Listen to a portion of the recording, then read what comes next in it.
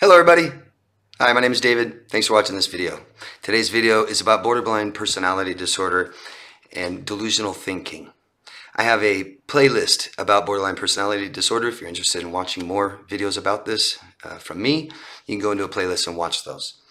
I'm talking about low functioning borderline personality disorder today. So I'm not talking about all people that have the disorder by any means. Delusional thinking isn't something that only people with the disorder do. It's not exclusive to only people with borderline. I know a lot of people with borderline personality disorder watch these videos, and please let me know your opinion, what you think. I'm always open to hearing what you think, and I want you to know that I'm not talking specifically about you. People with borderline, or let me say, borderline personality disorder doesn't do anything to anybody, okay? It's people that do. So what I'm talking about is not exclusive to borderline, and I'm not talking about all borderlines. I'm talking about very low functioning people with borderline personality disorder that have delusional thinking. Common fears that people have with this disorder are abandonment, rejection, and feeling slighted or wronged. Very mistrust, lots of mistrust.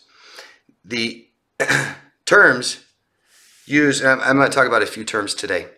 I'm going to talk about dissociation from stress, splitting, and projection.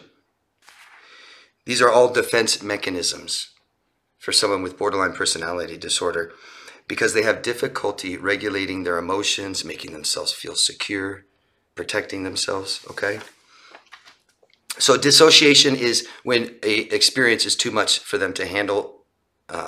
Anybody can do this. We may have all done this in our lives. It's when the nervous system goes offline. Splitting is black and white thinking, either safe or dangerous, and it can vacillate back and forth quickly because of mistrust. Projection. If there's any disorder I know that projects more than anyone else, it's people with borderline personality disorder. Not all, just the low spectrum, big time. It's parts of their self they cannot accept. Their true inner self, the way you feel. I can't accept my feelings. I can't accept the view of myself.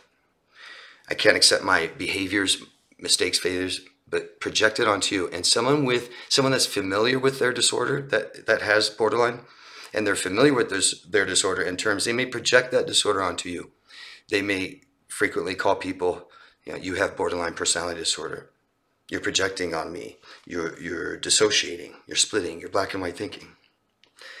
Delusion is a false belief based on an incorrect interpretation of reality. Resistance to change their belief in light of counter evidence. It's a psychotic symptom, just a symptom. In psychology today, delusional beliefs are very important to those who hold them.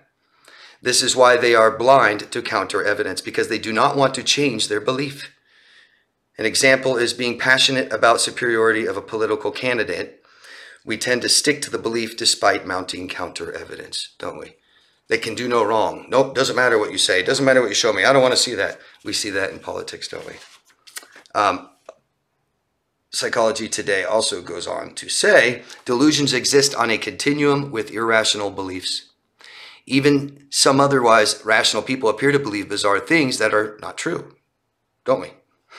To some degree, we are all sensitive to being watched, talked about, or deceived by someone. For example, about 10 to 15% of the general population regularly experiences paranoid thoughts involving suspicion and mistrust of others.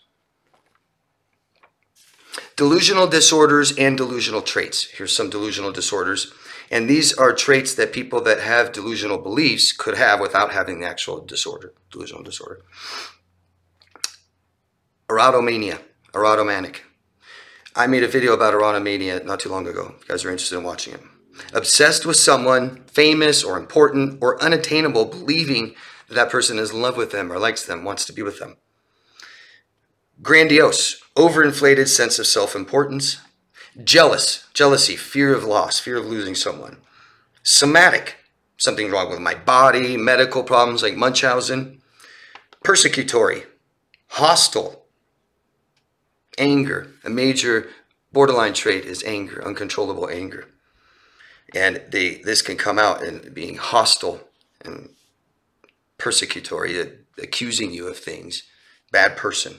The themes tend to be love, guilt, religion, infidelity, and victimhood. I am a victim all the time. Everything you do to me, you're re-traumatizing me, re-victimizing me, you're a bad person. They may believe relationships are more than they actually are. You talk to someone, they say, oh, I'm so happy to be your friend, right when you meet them. Talk to them for a few more days, maybe you're their boyfriend or girlfriend. So borderline personality disorder, it refers to the line between neurosis and psychosis. So we all have some degree of neurosis. It's on a spectrum. We're all on that spectrum somewhere. Hopefully not very high. That feels bad. Lots of anxiety maybe. Can't sit still. ADHD, stuff like that. And so as we get higher and higher in neurosis, we climb towards psychosis. And it's not a definitive line. Borderline refers to being on that line of neurosis and psychosis, but there's actually a big gray area of psychosis that people can slip into and slip out of. So it doesn't mean they have a psychotic disorder.